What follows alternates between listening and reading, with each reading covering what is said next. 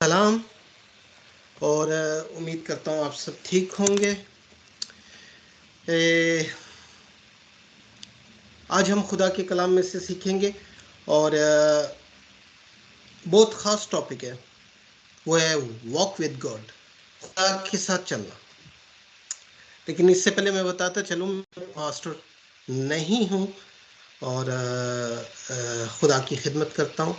Seminary कर चुका हूँ, तो जनरली आप ब्रदर ही कह सकती हैं। सो एनी हाउ, हम अपने टॉपिक की तरफ आते हैं। आज का जो टॉपिक है वो है walk with God.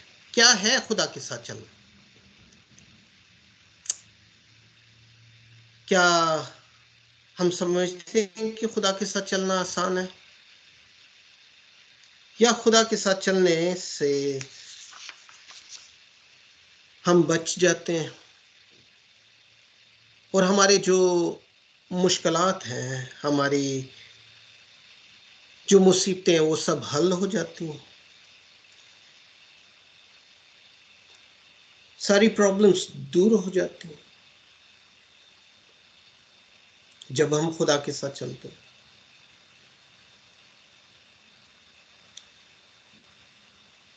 Walking with God क्या है? खुदा के साथ चलना, हम समझते हैं हम सब लोग खुदा के साथ चल रहे हैं, लेकिन खुदा के साथ चलना आसान नहीं है। हम शुरू से बाइबल में से देखेंगे और आज जरूर आप समझिएगा जो पॉइंट खुदा हमें समझाना चाहता है। वॉकिंग विद गॉड हम शुरू से देखेंगे, आदम के जमाने से। आदम के खुदा ने इंसान को क्यों बनाया? आदम को क्यों बनाया? आदम को क्यों बनाया? खुदा ने इंसान को सिर्फ एक वजह से बनाया, कि वो उसके साथ फेलोशिप रखना चाहता था, उसके साथ रफाकत में रहना चाहता था। यहां पे लिखा है पैदाइश की 3 और उसकी 8 बाप है। आदम को बनाया, ये नहीं, ये वॉक विद, कि ठंडे वक्तों में खुदा आदम और ईव के साथ टहला करता था। बाग में ठंडे वक्त वो टहलता था। क्यों? क्यों खुदा उनके पास आता और उनके साथ रफाकत रखता और वॉक करता उनके साथ? इंग्लिश में क्लियरली लिखा है, God walked with Adam and ewe in the garden. और उर्दू में लिखा है कि ठंडे वक्तों में वो बाग में आता और उनके साथ टहलता। खुदा का आदम को, इंसान को बनाने का मकसद just one was the purpose, fellowship, उसके साथ रफाकत रखे, फेलोशिप विद मैन। खुदा ने इसलिए इंसान को बनाया।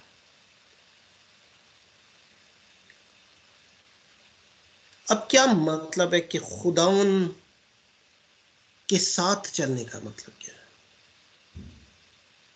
खुदावन के साथ चलने का मतलब है बहुत क्लोजनेस,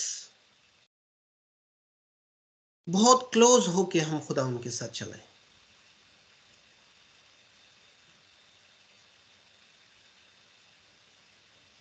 जब मैं इसकी स्टडी कर रहा था, तो खुदा के साथ वॉक करना आसान नहीं है। खुदा क्यों हमारे साथ वॉक करना चाहता है? खुदा आदम के साथ क्यों वॉक करना चाहता था? कि वो शाम के वक्त आता था और उसके साथ वॉक करता था, क्योंकि खुदा उससे प्यार करता था। क्या पता हमें वो काफी टाइम इकट्ठे गुजारते हो, कुछ खाते पीते हो।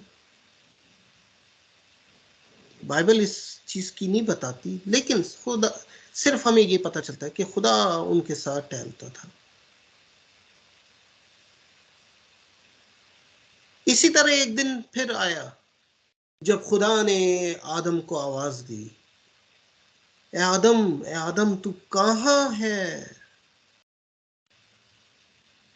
और आदम नमूदार ना हुआ, उसके सामने ना आया, क्योंकि खुदा उस दिन भी उनके साथ टहलना चाहता था, उनके साथ वॉक करना चाहता था। लेकिन आदम ने उसकी आवाज सुन के क्या किया? आदम और ईव ने अपने आप को छुपा लिया, अपने आप को छुपा लिया, खुदा उनकी नजरों से छुपा लिया,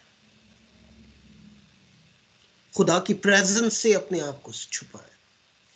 क्यों छुपाया? क्योंकि दे बोथ आर नेकेड, वो नंगे थे, वो शर्म फील करते थे कि हम इस हालत में खुदा के सामने नहीं जा सकते। याद रखिएगा अजीजों, गुनाह में नंगा करता है, और जब हम नेगेट होते हैं गुनाह की वजह से, तो हम छुपते हैं खुदा से। Negativeness keep us away from the lord. सिन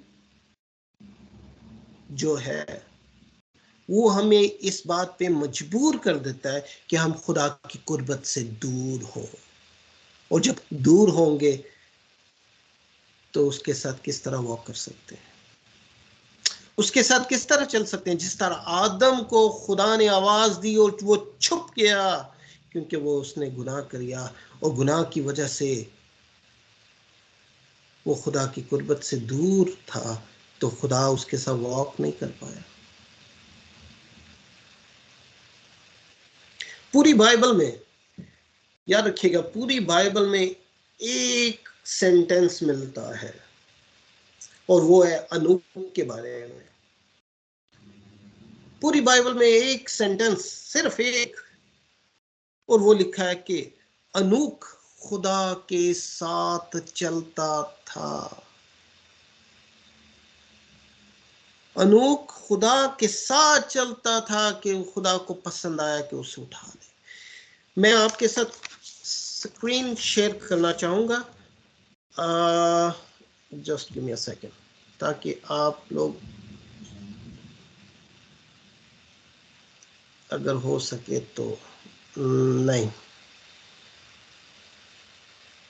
नहीं, मैं नहीं कर पाऊंगा। अगर वीडियो शायद बंद हो तो फिर स्क्रीन शेयर हो।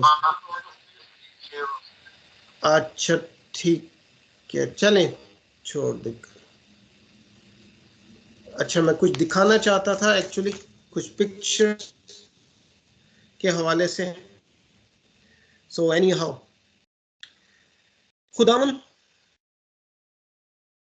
हाँ, बाइबल में हमें एक जगह सिर्फ मिलता है, जेनेसिस की किताब में, पैदाइश की किताब, उसका 5 बाप, उसकी 24 आयत में अनूक के बारे में लिखा हुआ है। अनूक खुदा के साथ चलता रहा और वो गायब हो गया, क्योंकि खुदा ने उसे उठा लिया।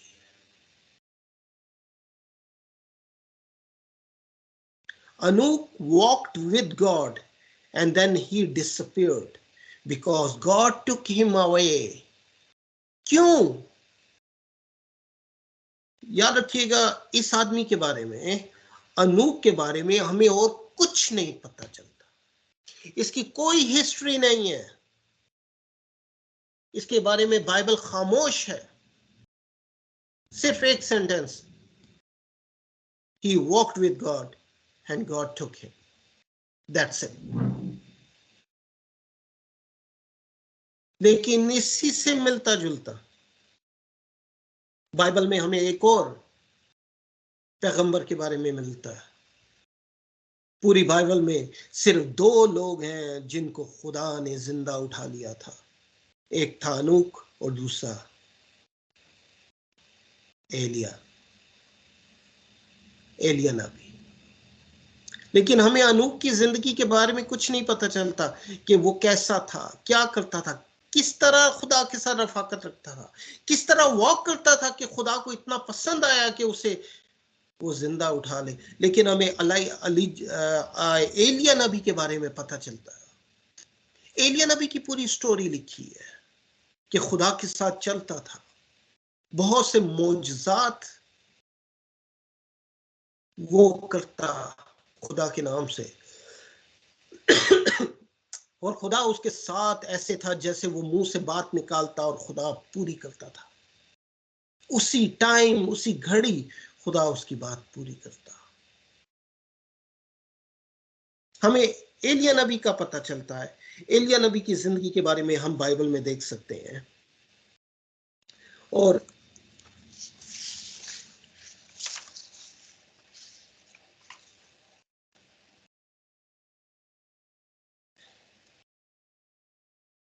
एलिया नबी की जिंदगी के बारे में देख सकते हैं बाइबल में, और वो दूसरा सलातीन 6 और 9 की आयत में लिखे हुए हैं। आपको इसमें बाकायदा तौर पे उसकी पूरी जिंदगी के बारे में पता चलता है कि वो किस तरह खुदा के साथ वॉक कर रहा था, खुदा के साथ चल रहा था। और जब मैं ये स्टोरी पढ़ रहा, इसके बारे में स्टडी कर रहा, तो इसके शागिर्द का जिक्र आता है। यूं तो एलिया नबी के बहुत से डिसाइपल थे, बहुत से शागिर्द थे, लेकिन एक का जिक्र अलाइशा का जिक्र आता है। और अलाइशा को एलिया नबी ने बोला कि अब मेरा वक्त आता है कि खुदा मुझे उठा ले। और एलिया नबी ने एलाइशा को बोला, और एलाइशा ने कहा कि नहीं, मुझे हयात की कसम कि मैं तुझे नहीं छोड़ूंगा, मैं तेरे साथ चलूंगा। बाकी लोगों ने, बाकी शागिर्दों ने भी उसे समझाया कि अलीशा अब एलिया को जाने दे, क्योंकि खुदा इसको ले जाना चाहता है।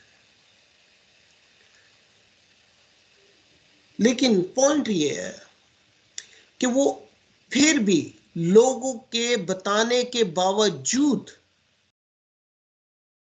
उनके साथ वॉक करता रहा, एलिया के साथ चलता रहा। एलिया ने इवन के उसे कहा, Elisha known about Elia is going to heaven soon, but he still walk with him. क्यों?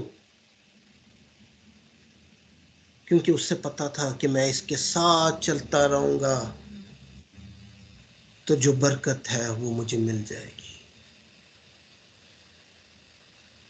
और एलिया नबी ने अपने शागिर्द अलाइशा को कहा कि तू अगर मुझे बोल, तुझे क्या चाहिए कि मैं तेरे लिए क्या करूं।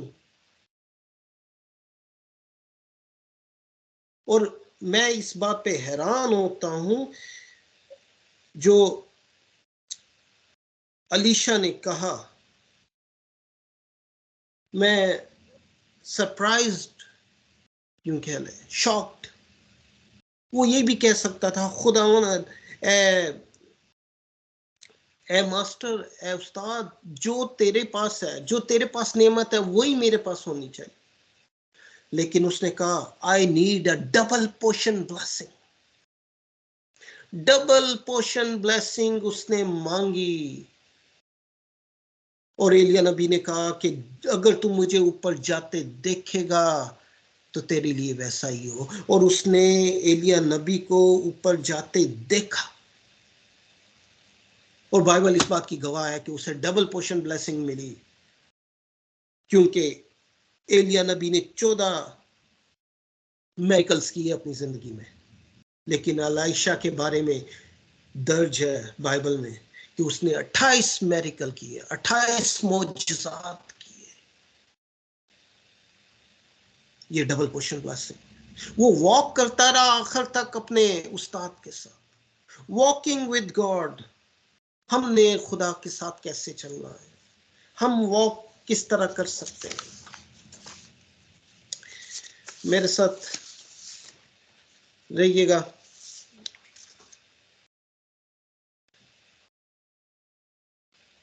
अस्तशना की किताब, अस्तशना की किताब में लिखा है 5 बाब और 33 आयत में खुदा मूसा को क्या कहता है, तुम उस सारे तरीके पर जिसका हुक्म खुदावंद तुम्हारे खुदा ने तुमको दिया है चलना, मूसा कहता है, ताकि तुम जीते रहो और तुम्हारा भला हो और तुम्हारी उम्र उस मुल्क में जिस पर तुम कब्जा करोगे दराज होगी। कहता है चलते रहो, जिसका हुक्म तुम्हारे खुदावंद खुदा ने दिया है तुम उस पर चलना।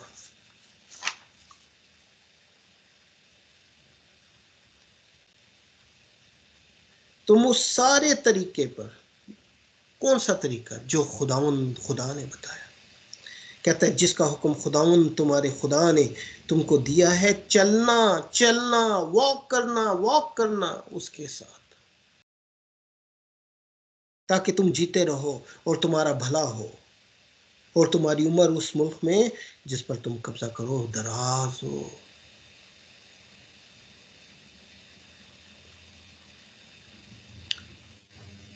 वॉक करना, खुदा के साथ चलना, इट्स वेरी डिफिकल्ट। हम ये सोचते हैं कि हम चल रहे हैं, लेकिन हम उस तरीके से नहीं चल पाते।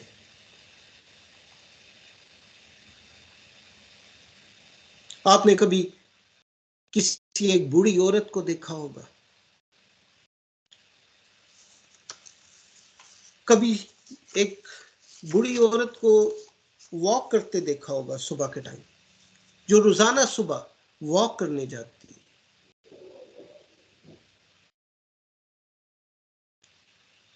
वो क्यों वॉक करती है? क्योंकि डॉक्टर ने उसे कहा होता है कि तू वॉक कर, क्योंकि तेरे दिल के लिए अच्छा है। वॉक करती है एक बूढ़ी औरत रोजाना, चाहे धूप तेज हो, चाहे बारिश हो रही हो, मौसम खराब हो, लेकिन उसने वॉक के लिए दिन में एक दफा जाना है। क्यों? क्योंकि डॉक्टर ने कहा है कि वॉक करना तेरे दिल के लिए अच्छा है, क्योंकि उस अनकरीब उसके दिल का चेकअप आने वाला। वो इसलिए वॉक करती है। अजीजों याद रखिएगा, वन डे, एक दिन हमारे दिल का भी चेकअप होना है। हमारी बारी भी आनी है कि हमने कितनी वॉक की,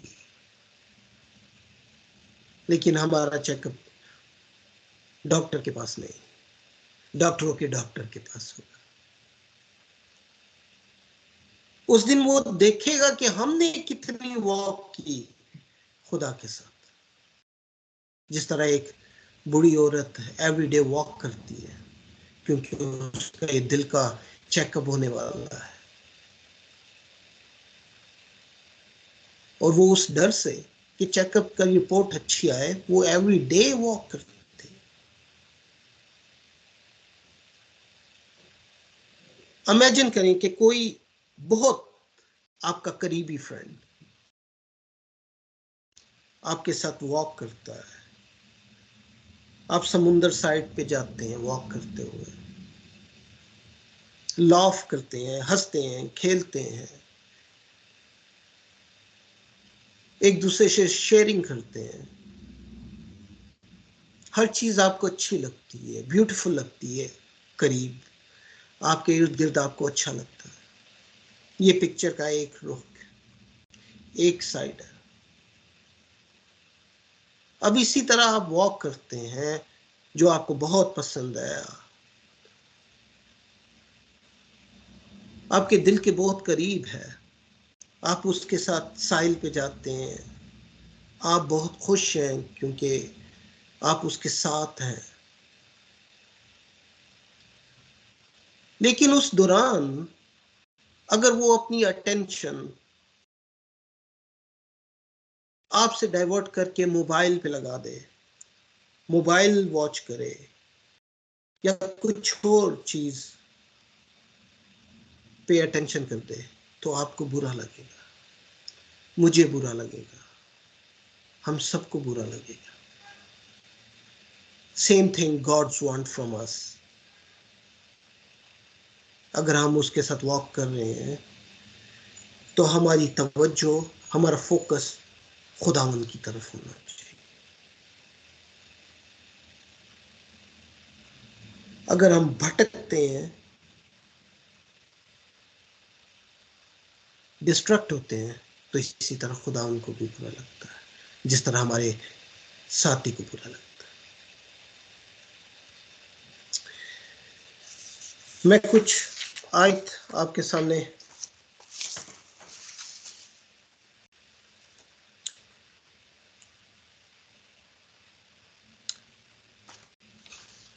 क्योंकि मत्ती की अंजील हमें बताती 7 बाप उसकी 13 और 14 आयत, तंग दरवाजे से दाखिल हो क्योंकि वो दरवाजा चौड़ा है और वो रास्ता कुशीदा है जो हलाकत को पहुंचता है, और उससे दाखिल होने वाले बहुत हैं।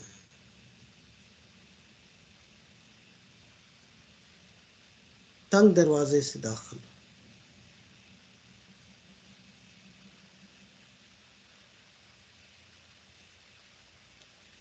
वो कुशीदा रास्ता है जो हलाकत को पहुंचता है। मैं आपको बताता चलूं, खुदा के साथ वॉक करना इट्स नॉट इजी। हम पे मुश्किल आती है, हम तकलीफों में घेरे जाते हैं, हमारी वॉक डिस्टर्ब होती है, हम मजीद खुदा के साथ नहीं चल सकते, जिस तरह आदम ने स्टॉप कर दिया, क्योंकि सिन मेक अस नेगेट, और when we do sin we hide from the lord. उसकी प्रेजेंस से छुपते हैं, और जब हम छुपते हैं तो हम उसके साथ वॉक नहीं कर सकते।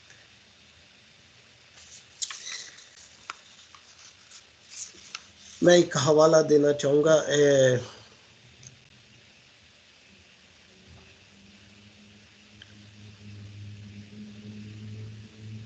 डिटोनॉमी उसका 5 बाप और 33 आयत है।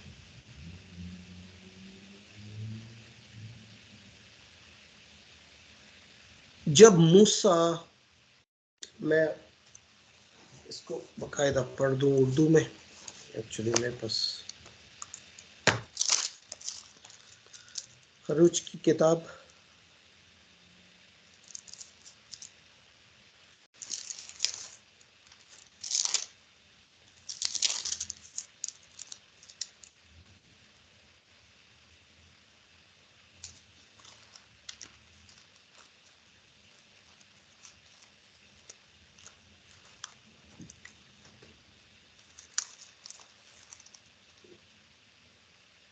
अच्छा,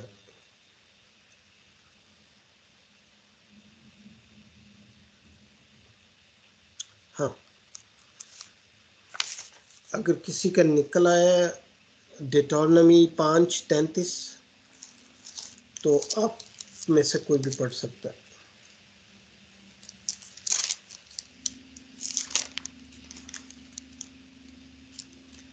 नहीं तो मेरे पास ये डिट्रोनमी तस्ना है जी, इस्तशना है, हरूज नहीं, इस्तशना 5:3। हाँ, तुम उस सारे तरीके पर जिसका हुक्म खुदावन तुम्हारे खुदा ने तुमको दिया है चलना, ताकि जीते रहो और तुम्हारा भला हो, और तुम्हारी उम्र उस मुल्क में जिस पर तुम काबिज करो, कब्जा करो, दराज हो। ठीक है, ये हमने पहले भी पढ़ चुके हैं अस्तशना की किताब। हाँ, लेकिन जब मूसा बनी इसराइल को लेकर निकला, मूसा बनी इसराइल को लेकर जब मिस्र में से निकलता है, मिस्र की गुलामी में से निकलता है, तो उसे प्रॉमिस्ड लैंड पहुंचना था, मुल्क कनान में पहुंचना था। और आपको पता है उस वक्त का रास्ता मुल्क कनान का कितना था।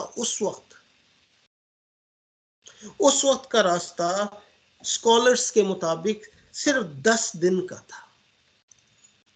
पैदल मार्च पे, पैदल वॉक पे 10 दिन का वॉक था, जो वो 10 दिन के बाद मुल्क कनान, प्रॉमिस लैंड में पहुंच जाते।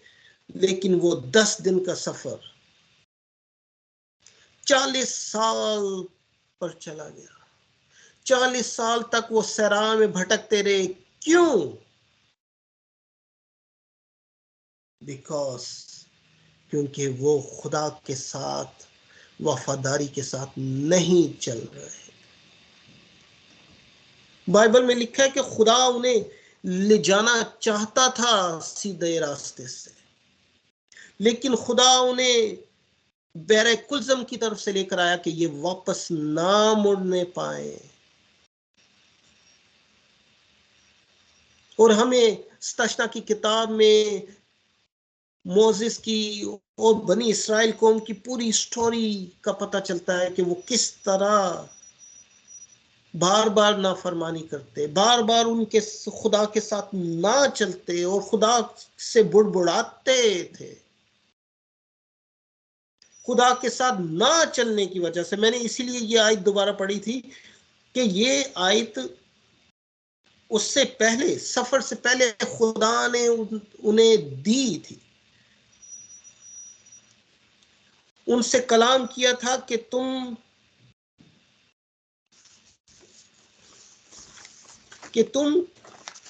अपने खुदा के बताए हुए हुक्मों पर चलना। लेकिन बनी इसराइल कौम ना चल सकी और 10 दिन का सफर 40 साल में कंप्लीट की। और एक और बात, प्रॉमिस लैंड में कितने लोग पहुंचे? उस जनरेशन में प्रॉमिस लैंड में सिर्फ 2 लोग दाखिल हुए मुल्क कनान में। एक था जोशुआ और एक कैलेब।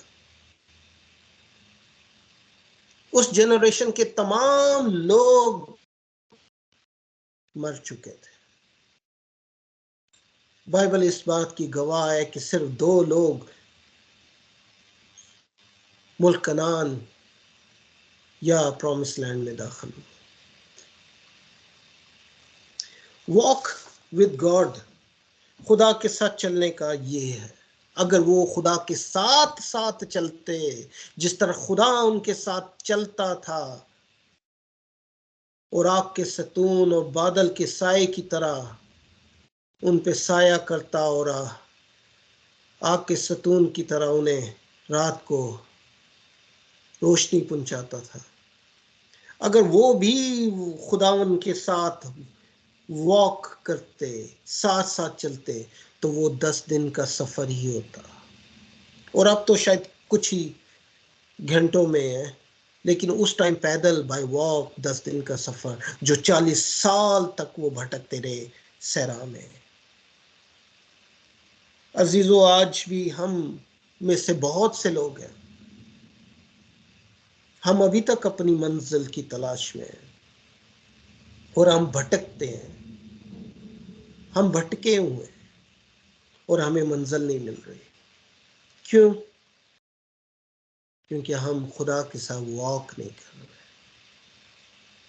आज हमारा सफर भी 10 दिन का सफर जो होगा वो 40 साल में बदल जाता है। बहुत से लोगों को आपने सुना होगा, या मेरी जिंदगी में बहुत सी मुश्किलात आई और फिर बहुत सालों के बाद जाकर खुदा ने मुझे संभाला, बहुत सालों के बाद खुदा ने मुझे फिर उठाया। क्यों? walking with God, continuously walking with God.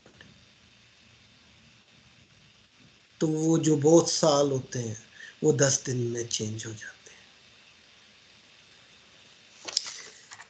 एक पॉइंट और फिर मैं आपको खत्म करूंगा। एक आदमी था जिसका नाम था पीटर जंकी। पीटर जंकी ये अमेरिकन एक यंग लड़का था और इसने 1973 में एक बुक लिखी जिसका नाम था वॉक क्रॉस अमेरिका। आपको इजीली इंटरनेट पे मिल जाएगी, अ वॉक क्रॉस अमेरिका। अफसोस कि मैं स्क्रीन शेयर नहीं कर सकता, वरना मैं आपको इसकी पिक्चर और बुक की टाइटल बताता। सो एनी हाउ, इसका नाम था पीटर जंकी। ये अपनी बुक में लिखता है कि मैंने 4500 माइल वॉक किया। 4500, 4500 माइल वॉक किया क्रॉस अमेरिका। और इसने फिर ये बुक लिखी अक्टूबर 1973 में और ये पब्लिश्ड हुई और बहुत से लोगों ने इसे पसंद किया, इसकी बुक को। लेकिन जब इसकी बुक का मुतायला किया गया और बहुत से लोगों ने इसके पास इंटरव्यू के लिए आए,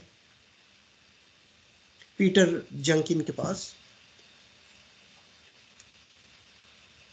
ताकि इससे एक्सपीरियंस पूछें कि आपका ये सफर कैसा रहा, इतनी लॉन्ग जर्नी आपकी कैसी रही।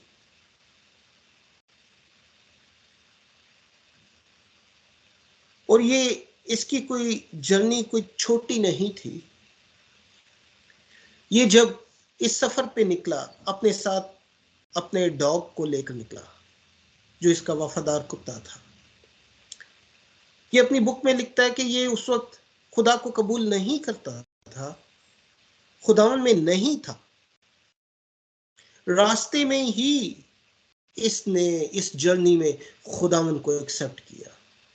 रास्ते में ही इसे लाइफ पार्टनर मिला।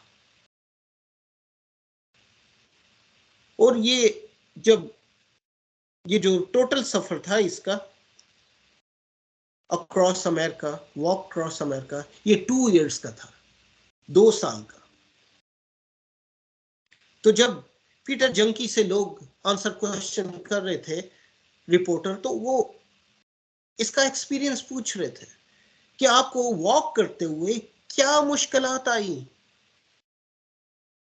और इसने बताया कि मुझे सांपों से मैं डसा गया, सांपों ने डसा, बिच्छुओं ने, जंगली जानवरों ने, इवन के इसके कुत्ते की डेथ होगी, डॉग की, एक ट्रक के नीचे आके इसके डॉग की डेथ होगी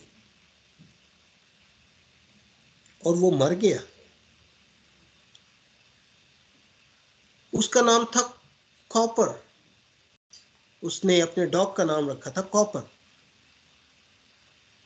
इसने अपने कुत्ते को इस जर्नी में खो दिया।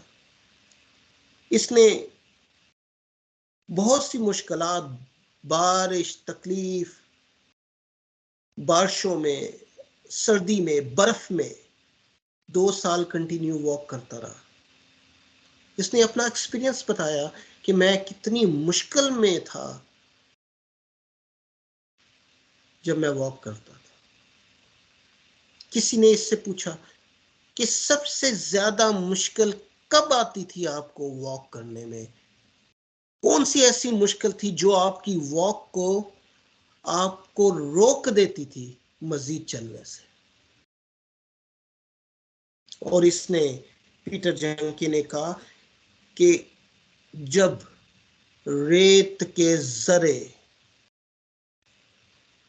आप सबको इत्तेफाक हुआ होगा बीचेस पे जाने का, और बीचेस पे रेत होती है, कहता है जब रेत के जरे, कुछ जरे मेरे पाँव में रह जाते तो वो मुझे वॉक करने से रोक देते थे। मेरी वॉक को स्टॉप कर देते थे। मैं मजीद चल नहीं पाता था पाँव की दर्द की वजह से, क्योंकि वो जरे मेरे पाँव में थे और मुझे पता नहीं चलता था।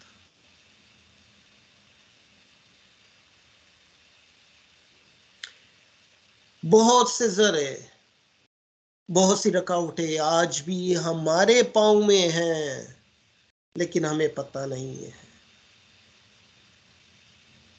बहुत सी रुकावटें आज भी हमें रोक देती हैं खुदावन के साथ चलने के।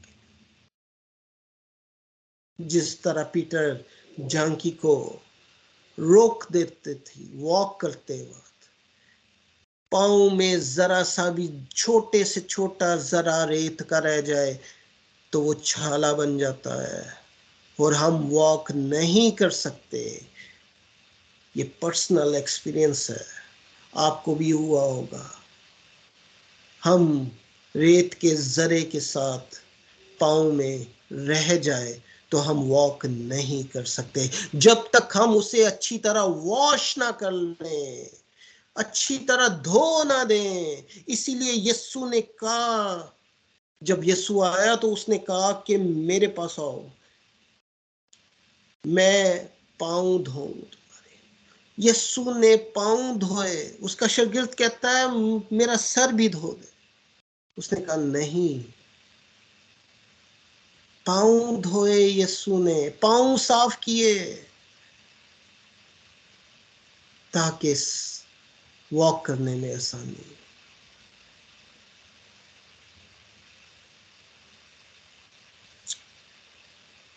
आज भी हमारे पाँव में ऐसे ज़रात हैं जो हमें खुदावन के साथ चलने में रुकावट देते हैं या स्टॉप कर देते हैं। अगर आप समझते हैं कि हमारे कुछ ऐसे रुकावटें हैं जो हमें उसके साथ चलने में रोकती हैं, तो आज भी यीशु खड़ा है और कहता है कि ला मेरे पास ताकि मैं तेरे पाँव को वॉश करूं। आज भी वो हमारे पाँव धोना चाहता है ताकि हम उसके साथ चल सके। वो जरे आज भी निकालना चाहता है जो उसके चलने में हमें रुकावट देते हैं। Walking with God, it's not easy. बहुत सी हिंडर्स आएंगे, बहुत सी रुकावटें, बहुत सी प्रॉब्लम्स, फाइनेंशियल प्रॉब्लम्स में घिरे होंगे, रिलेशनशिप में घिरे होंगे, दूसरी एक्टिविटीज में घिरे होंगे, लेकिन खुदा हमें आज दोबारा मौका देता है कि मेरे पास आओ, मैं तुम्हें वॉश करता हूं। उसका ब्लड हमें वॉश कर देता है।